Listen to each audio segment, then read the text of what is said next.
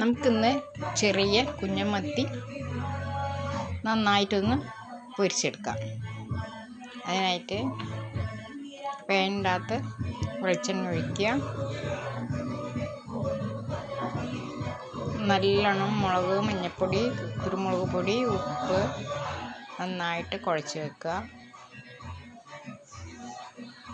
ഇതേപോലെ സൈഡിൽ കൂടെ ആദ്യം വെച്ച് കൊടുക്കുക.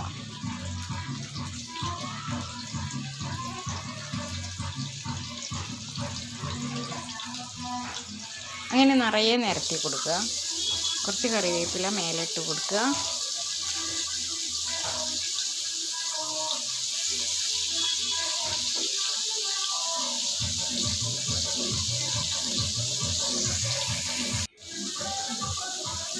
എല്ലാം ഒന്ന് തിരിച്ചിട്ട് കൊടുക്കുക.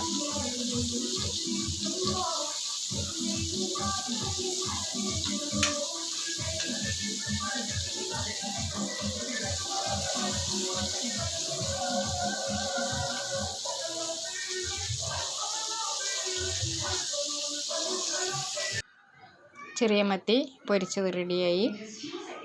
ഇതേപോലെ മുള്ളൊക്കെ നമുക്ക് കഴിക്കാം. നല്ലോണം ഞെരിഞ്ഞ് വറുത്ത് കഴിഞ്ഞാൽ മുള്ളോട് കൂടെ തന്നെ നല്ല ടേസ്റ്റാണ് കഴിക്കാൻ.